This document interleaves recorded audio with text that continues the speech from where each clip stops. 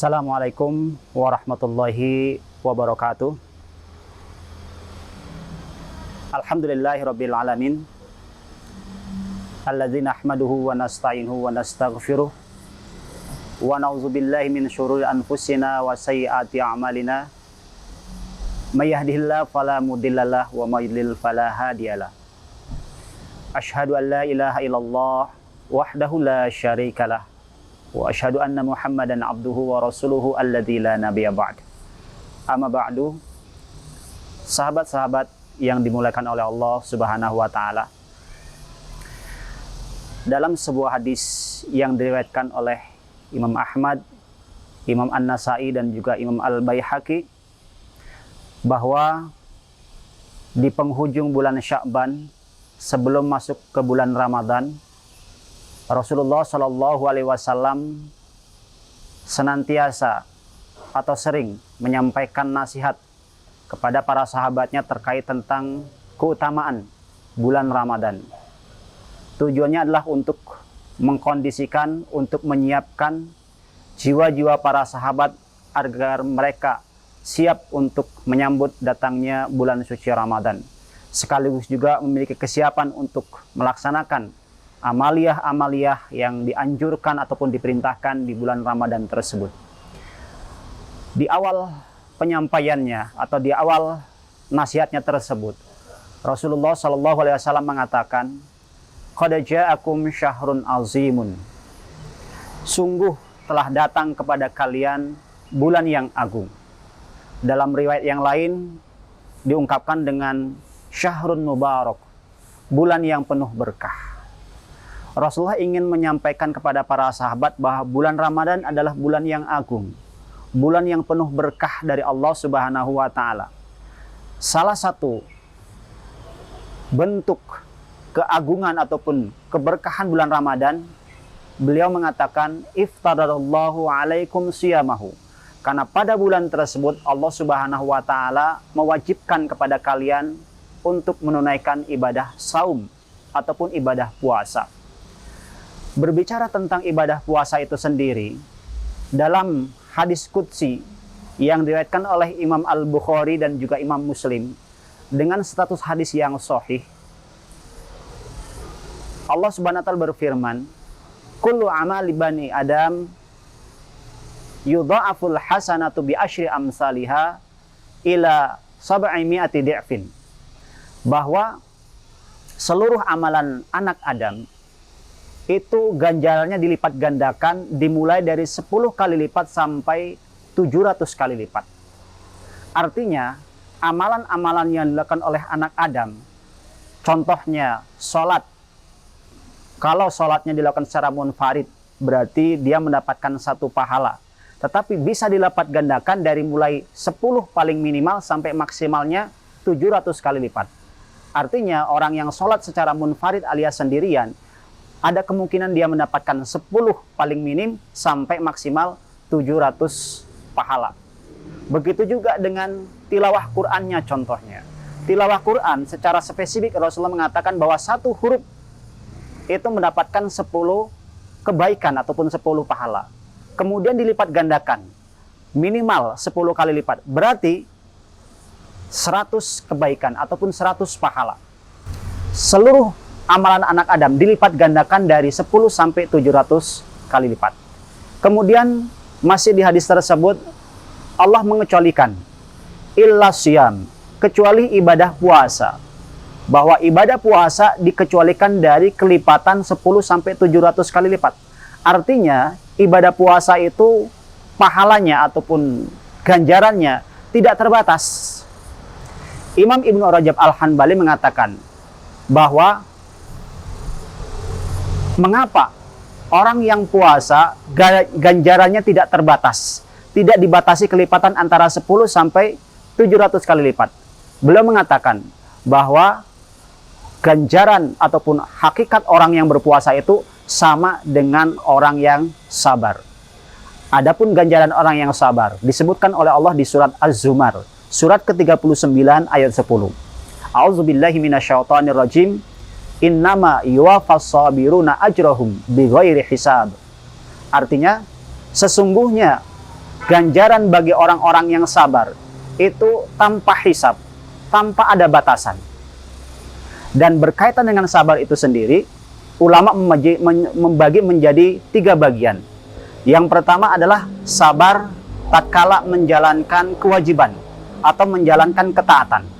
Kemudian yang kedua adalah sabar tatkala menghindari yang dilarang, menghindari kemaksiatan.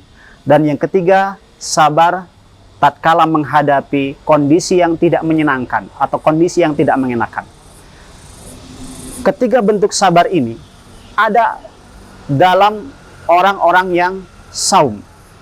Artinya orang yang saum, pertama dia sedang bersabar menjalankan perintah Allah Subhanahu wa taala. Kemudian orang yang saum juga sedang bersabar untuk menjauhi segala sesuatu yang dilarang oleh Allah pada waktu dia melaksanakan saum. Tidak boleh makan, tidak boleh minum, tidak boleh menyalurkan syahwatnya kepada lawan jenisnya. Dan yang ketiga, orang yang saum sedang bersabar dalam rangka menghadapi kondisi yang tidak mengenakan. Kondisi dia harus menahan laparnya, kondisi dia harus menahan hausnya, ataupun menahan syahwatnya. Jadi hakikatnya orang yang saum ataupun orang yang berpuasa, mengapa pahalanya tidak terbatas? Dikarenakan orang yang saum dia sedang bersabar dengan tiga kondisi tersebut. Itulah sebabnya ganjaran bagi orang yang saum dikecualikan oleh Allah Subhanahu wa taala dibandingkan dengan amal-amal yang lainnya. Kemudian dalam lanjutan hadis qudsi tersebut, sebab Allah Subhanahu wa taala mengecualikan ibadah saum dengan ibadah-ibadah yang lainnya, Allah berfirman, fa innahu li wa ana ajzi bihi.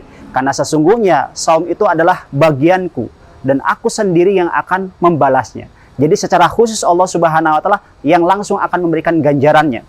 Kalau ibadah sholat, ibadah tilawah Quran, ataupun zakat, infak, sodako, haji, umroh, itu ada catatan ataupun ada hitungannya.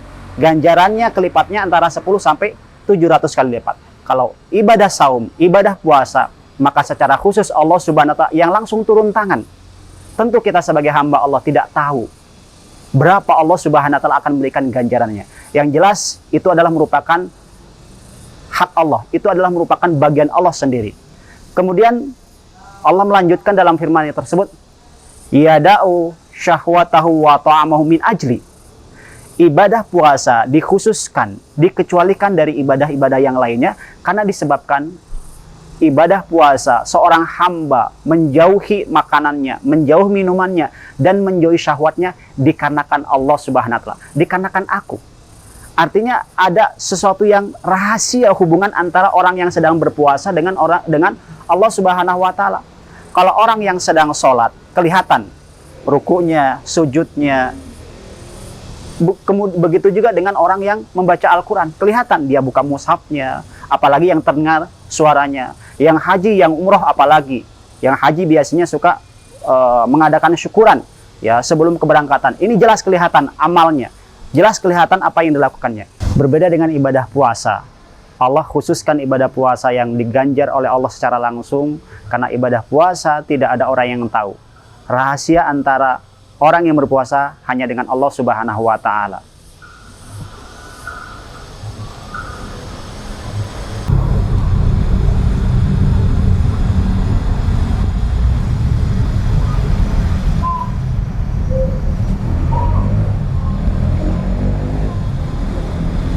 Sahabat-sahabat yang dimuliakan oleh Allah Subhanahu wa taala, itulah keistimewaan ibadah puasa. Dan ibadah yang istimewa tersebut kita laksanakan di bulan yang istimewa, yaitu bulan Ramadan. Artinya, tatkala sahabat-sahabat melaksanakan puasa di bulan Ramadan, berarti sahabat-sahabat sedang melaksanakan ibadah yang super istimewa. Wajar kalau seandainya Allah Subhanahu wa taala mengistimewakan ganjarannya dibandingkan dengan ibadah-ibadah yang lainnya. Oleh karena itu, mari di bulan Ramadan yang penuh berkah, bulan yang agung ini, kita laksanakan, kita tunaikan ibadah puasa tersebut sesuai dengan tuntunan baginda Rasulullah SAW, agar ganjaran yang kita dapatkan juga sempurna, Dan mudah-mudahan puasa yang kita kerjakan di dunia ini menjadi syafaat untuk kita pada hari kiamat.